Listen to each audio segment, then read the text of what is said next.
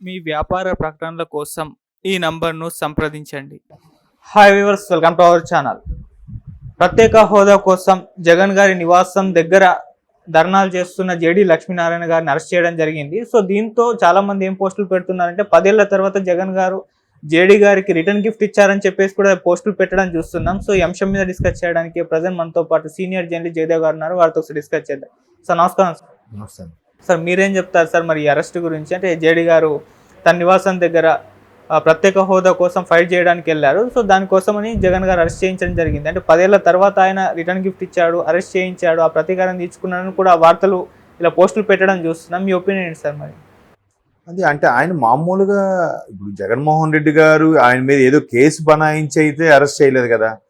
ఆయన తాడేపల్లి ప్యాలెస్ ముట్టడికో లేదంటే ముఖ్యమంత్రి ఆఫీస్ సీఎం ఆఫీస్ ముట్టడికో వెళ్తే అరెస్ట్ అది మామూలు అరెస్టులు అండి. అవి ఆ మామూలు అరెస్టులో వెళ్తారు, కూర్చోబెడతారు, కాసేపు అయిన తర్వాత మళ్ళీ ఈవినింగ్ అయిన తర్వాత ఎవరింటికి వాళ్ళకి పంపించేస్తారు. ఆ అరెస్ట్ని దాన్ని పెద్దగా ప్రాధాన్యతలోకి తీసుకోక్కర్లేదు. ఒకవేళ అరెస్ట్ చేసినా ఆ జామీన్ ఏదో విడిపించేసి ఆ జామీన్ ఇచ్చి విడిపించేసి చేస్తారు తప్ప దీన్ని అయితే నేను అరెస్ట్గా అనుకోవట్లేదు. ఒకవేళ మీరు అన్నట్టు అంత అరెస్ట్ అయితే ఇది కాదుగా.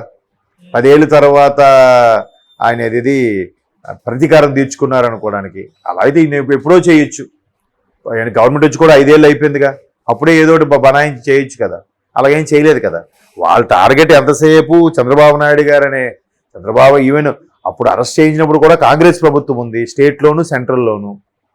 కాంగ్రెస్ ప్రభుత్వం వదిలేసి చంద్రబాబు నాయుడు అరెస్ట్ చేయించారంటారు. అయితే దానికి వాళ్ళు చెప్పే లీడ్ ఏంటి తెలుసా? అప్పట్లో అటువంటి వ్యక్తి పోటీగా వస్తున్నప్పుడు ఖచ్చితంగా బురద జల్లారుగా. బురద జల్లినప్పుడు ఏం చేశారు? ఎర్రనాయుడు గారు మాట్లాడారు. ఇప్పుడు ఆయన లేరు, శ్రీకాకుళం ఎంపీ ఎర్రనాయుడు గారు. ఆయన ఏమన్నారు? ఇటువంటి వ్యక్తికి ఎలాగే శిక్ష పడాలి, ఎన్ని స్కాములు చేశాడు అన్నట్టు మాట్లాడాడు. వెంటనే అలా మాట్లాడేసరికి ఏం చేశారంటే ఇంకా ఈయనే చంద్రబాబు నాయుడే లేఖ రాసి మరీ సోనియా గాంధీతో అరెస్ట్ చేయించారు. సోనియా గాంధీకి కూడా ఈయన చెప్పినట్టే వింటుందా? సోనియా గాంధీ ఈయన చెప్పినట్టే విని, షర్మిలా గారు ఈయన చెప్పినట్టే విని, సునీత గారు ఈయన అందరూ చంద్రబాబు నాయుడు గారు చెప్పినట్టే వింటున్నారంట. ఇదేంటి నాకు అర్థం కావట్లేదు. అర్థమవుతుందా? సో అలాగా ప్రతిదీ అలా బుర్ర జల్లడం వల్ల ఆ ఫీలింగ్ చంద్రబాబు నాయుడు అరెస్ట్ చేయించారు. సో చంద్రబాబు నాయుడే అరెస్ట్ కాబట్టి చంద్రబాబు నాయుడు గారు చెప్పబట్టి జేడీ లక్ష్మీనారాయణ గారు ఇన్వెస్టిగేషన్ ఆఫీసర్గా జాయింట్ డైరెక్టర్గా వచ్చారు తప్ప జేడీ లక్ష్మీనారాయణ గారు తప్పేం లేదని ఫీల్ అవుతున్నారేమో. అందుకే ఈ 5 ఏళ్ళుగా ఆయన ఏం పట్టించుకోలేదేమో. ఇప్పుడు అరెస్ట్ చేశారంటే ఆయన ఇంటికి వచ్చారు, ముట్టడికి వచ్చారు కాబట్టి పోలీసుల పని అది. వాళ్ళని బారికేడ్లు పెట్టి పోలీసులు వచ్చి కర్రలతో అడ్డుకోవడము వాళ్ళని చేస్తారు. వాళ్ళు ఏమైనా ప్రతిఘటిస్తే అప్పుడు వీళ్ళు లాఠీ చార్జ్ చేయడమో ఇంకేదో బాష్పవాయు ప్రయోగం ఇవన్నీ చేస్తారు. మామూలుగా ఏం చేస్తారు? మీరు ఇటు రాకూడదు అని చెప్తారు. జనరల్గా క్యాంప్ ఆఫీస్ అంతకుముందు కేసీఆర్ గారిది ఎలా ఉండేది హైదరాబాద్లో? ఇంత హైట్లో గోడలు వేపేసి దానికి ఒక సెంటరింగ్ పెట్టేసి ఎంత ఖర్చు అది? మరి అది అంత ప్రభుత్వ సొమ్మే కదా, ఎవడు పాకెట్లోంచి పెట్టడే కదా. ఇప్పుడు అది మనం తొలగించారు, వేస్టే కదా అది. ఆ కట్టడము వేస్ట్ కదా అది. సో అలాగా ఇప్పుడు ఈయన కూడా బారికేడ్లు పెట్టి మనుషులు పెట్టించుకుంటారు కాబట్టి ఎవరు లోపలికి వెళ్ళరు. జనరల్గా సీఎం పేషీలోకి కానీ సీఎం క్యాంప్ ఆఫీస్లోకి వెళ్ళాలంటే ముందు చెకింగ్లు ఉంటాయి. దేనికోసం వచ్చారు, లెటర్ ఏమైనా ఉందా, ఎవరు పడితే కారు వేసుకు వచ్చేస్తే అలౌ చేశారు కదా. సో అట్లా ముట్టడికి వెళ్ళినప్పుడు సెక్యూరిటీ పనే అది. అక్కడ ఉండే పోలీసు వాళ్ళకి కూడా డ్యూటీ పడుతూ ఉంటుంది. ఈరోజు క్యాంప్ ఆఫీసర్ నా డ్యూటీ, సీఎం ఇంటి దగ్గర నా డ్యూటీ, లేదంటే అసెంబ్లీ దగ్గర నా డ్యూటీ అని మారుస్తూ ఉంటారు. చీఫ్ సెక్యూరిటీ ఆఫీసర్ సెక్యూరిటీ పర్పస్లో కూడా ఒక్కొక్కసారి ఒక్కొక్కరిని మారుస్తూ ఉంటారు అనమాట, సర్వసాధారణం. సో అలాగా వీళ్ళు సెక్యూరిటీ వాళ్ళు ఉన్నప్పుడు వాళ్ళు రాగానే అరెస్ట్ చేయించుంటారు.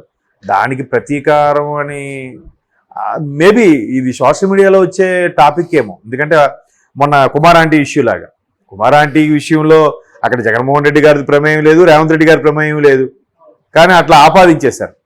సో ఇప్పుడు కూడా జగన్మోహన్ రెడ్డి గారు ప్రతీకారం తీర్చుకోవాలనుకునేది ఊరికే రెచ్చగొట్టే ధోరణిలో నెటిజన్స్ కొంతమంది చేసే వ్యాఖ్యలు తప్ప ఇది వైసీపీ ప్రభుత్వం నేను అనుకోవట్లేదు. ఓకే సార్, ప్రత్యేక హోదా కోసం మరి ఈ టైంలో జేడీ గారు ఇలా ఫైట్ చేయడం పైన మీ ఒపీనియన్ ఏంటి? ఆయన రీసెంట్గా పార్టీ పెట్టారు కదా. పార్టీ పెట్టాలంటే పార్టీ మనుగడ కోసం ఏదో ఒకటి చేయాలి కదా, ప్రజల్లో నానుతూ ఉండాలి కదా. ప్రజల్లో కన్నా మీడియాలో ఎక్కువ నానుతూ ఉండాలి. దానికి సంబంధించి ఏదో ఒక టాపిక్ చేయాలి, ఉండాలి. ఆయన వెనక వెళ్ళే మంది మార్పడం కోసం కూడా ఆయనే ఎంతో ఖర్చు పెట్టి వాళ్ళకి ఏవో అన్ని పెట్టించి తీసుకెళ్ళాలి. లేకపోతే ఎలా మరి? ఆయనకి అంత ఇమేజ్ ఎక్కడ ఉంది? కేవలం జగన్మోహన్ రెడ్డి గారి కేసుకు సంబంధించి నిష్పక్షపాతంగా కేసు చేశారని ఇమేజ్ అవుతుంది కదా. ఆ ఇమేజ్ వల్లే ఆయనకి ఆ కొన్నాళ్ళ పాటు అలా ఉండి జనసేనలోకి వెళ్ళారు. మరి ఏమైందో తెలియదు, బయటకు వచ్చేసారు. అంటే జనసేనలో ఉంటే ఎప్పటికైనా తన సెకండ్ ప్లేస్ అనుకున్నారో ఫస్ట్ ప్లేస్ కావాలనుకున్నారో తెలియదు, కానీ బయటకు వచ్చారు, ఈయన పార్టీ పెట్టారు. సో పార్టీ పెట్టారు కాబట్టి పార్టీ మనుగడలో ఉంది అని తెలియాలంటే ఏదో ఒకటి చేయాలిగా. ఒక ప్రెస్ మీట్ పెట్టాలి, లేదంటే ప్రజా వ్యతిరేకత మీద ఏదైనా పోరాటాలు చేయాలి, లేదంటే ఇలాంటి ముట్టడులు చేయాలి, లేదా ఎక్కడ ధర్నా చేయాలి. సో అట్లా ఉన్నప్పుడు చేస్తారు. దట్టు ఇప్పుడు పోటీ చేయట్లేదు, నేను మళ్ళీ ఎలక్షన్స్ కూడా అన్నట్టు చెప్పినట్టున్నారు. మరి ఇప్పటి నుంచి ఆ కసరత్తు చేస్తే ఇంకొక పార్టీ ఉందని జనాలు గుర్తించగలగాలి కదా. ఎందుకే పార్టీ పేరేంటి చెప్పారా? జై భారత్ నేషనల్ పార్టీ. మరి నాకు వెంటనే స్ట్రైక్ అవ్వలేదు అంటే మరి స్ట్రైక్ అవ్వాలంటే వార్తల్లో నానుతూ ఉంటే కదా స్ట్రైక్ అవుతుంది. అట్లీస్ట్ ఇప్పుడు యాడ్స్కి చాలామంది కోట్లు ఎందుకు ఖర్చు పెడతారంటే ఆ ప్రొడక్ట్ నేమ్ కానీ లేదా కంపెనీ నేమ్ కానీ జనాల్లో నానుతూ ఉండాలి, తెలుస్తూ ఉండాలి. చూసిన ఇంత 100 మందిలో ఒక 100 మంది అయినా కొనకపోతారా, 10 మంది అయినా కొనకపోతారా అనేది యాడ్స్ కాన్సెప్ట్.